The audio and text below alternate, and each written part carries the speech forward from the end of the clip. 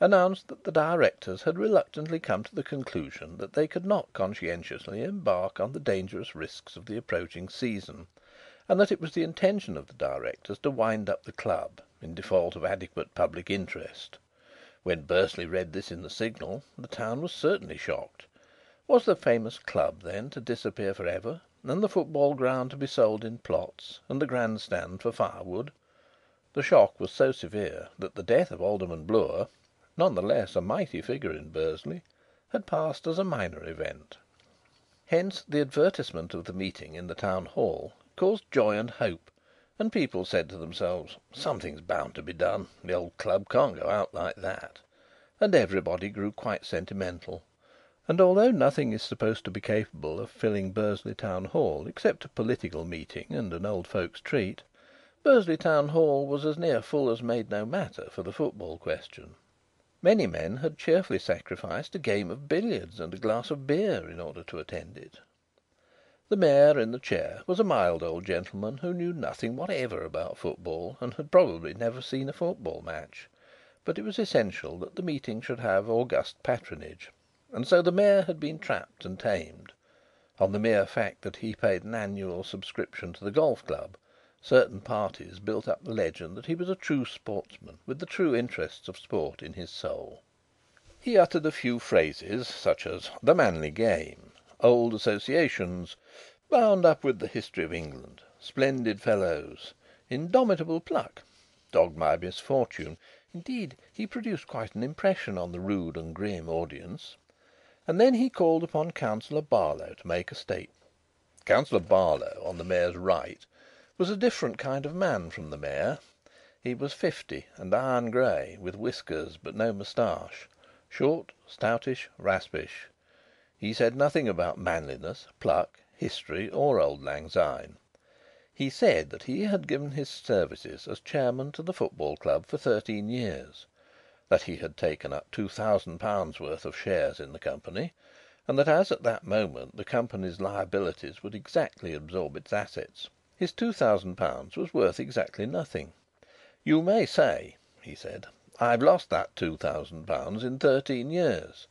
That is, it's the same as if I'd been steadily paying £3 a week out of my own pocket to provide football matches that you chaps wouldn't take the trouble to go and see. That's the straight of it. What have I got for my pains? Nothing but worries and these." He pointed to his grey hairs. "And I'm not alone. There's others. And now I have to come and defend myself at a public meeting. I'm supposed not to have the best interests of football at heart. Me and my co-directors," he proceeded, with an even rougher raspishness, "have warned the town again and again what would happen if the matches weren't better patronised. And now it's happened, and now it's too late. You want to do something. You can't. It's too late. There's only one thing the matter with first class football in Bursley," he concluded, "and it isn't the players. It's the public. It's yourselves. You're the most craven lot of tomfools that ever a big football club had to do with. When we lose a match, what do? Do you come and encourage us next time? No, you stop away and leave us £50 or £60 out of pocket on a match, just to teach us better. Do you expect us to win every match? Why, Preston North End itself," here he spoke solemnly of heroes, "Preston North End itself, in its great days, didn't win every match. It lost to Accrington. But did the Preston public desert it? No. You haven't got the pluck of a louse nor the faithfulness of a cat. You've starved your football club to death, and now you call a meeting to weep and grumble. And you have the insolence to write letters to the Signal about bad management, forsooth. If anybody in the hall thinks that he can manage this club better than me and my co-directors have done, I may say that we hold a majority of the shares, and we'll part with the whole show to any clever person or persons who care to take it off our hands at a bargain price. That's talking." He sat down. Silence fell. Even in the Five Towns a public meeting is seldom bullied as Councillor Barlow had bullied that meeting. It was aghast.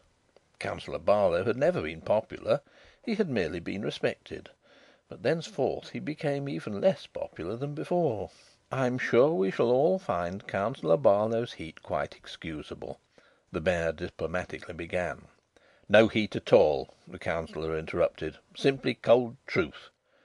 A number of speakers followed, and nearly all of them were against the Directors.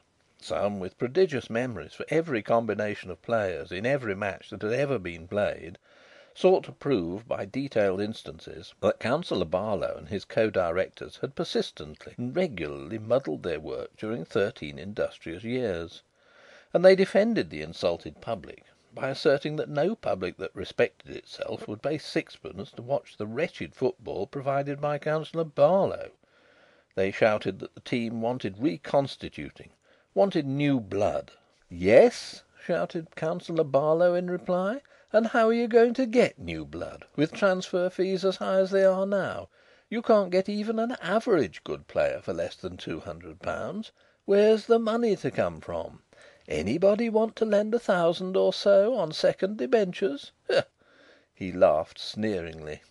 No one showed a desire to invest in second debentures of the Bursley F.C. Limited. Still, speakers kept harping on the necessity of new blood in the team, and then others, bolder, harped on the necessity of new blood on the board. "Shares on sale!" cried the Councillor. "Any buyers?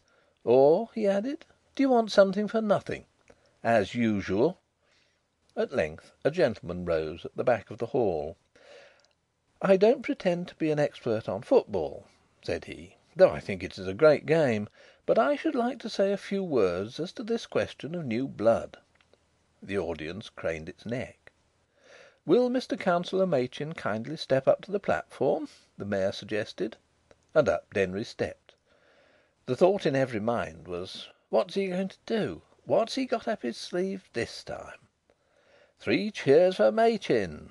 people chanted gaily. "Order!" cried the Mayor. Denry faced the audience.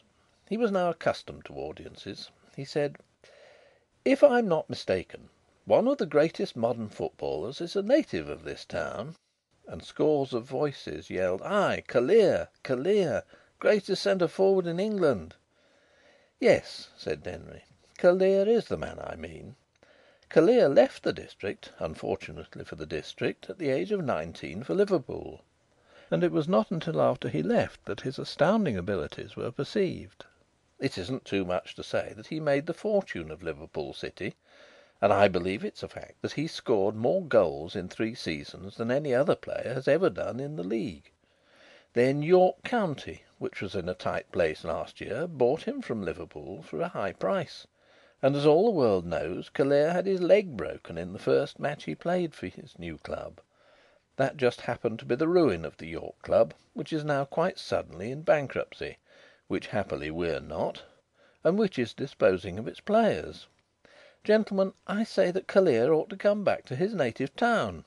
He's fitter than ever he was, and his proper place is in his native town." Loud cheers. As captain and centre forward of the club of the Mother of the Five Towns, he would be an immense acquisition and attraction, and he'd lead us to victory. Renewed cheers. "And how," demanded Councillor Barlow, jumping up angrily, "are we to get him back to his precious native town? Councillor Machin admits that he's not an expert on football. It will probably be news to him that Aston Villa have offered £700 to York for the transfer of Callear, and Blackburn Rovers have offered £750, and they're fighting it out between 'em. Any gentleman willing to put down £800 to buy Callear for Bursley?" he sneered.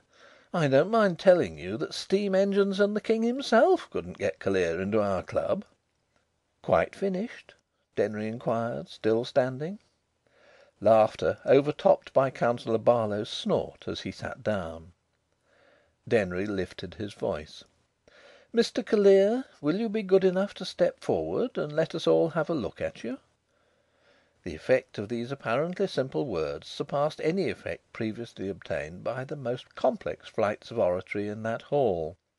A young, blushing, clumsy, long limbed, small bodied giant stumbled along the central aisle and climbed the steps to the platform, where Denry pointed him to a seat. He was recognised by all the true votaries of the game, and everybody said to everybody: "By gosh, it's him right enough. It's Callear!" And a vast astonishment and expectation of good fortune filled the hall. Applause burst forth, and though no one knew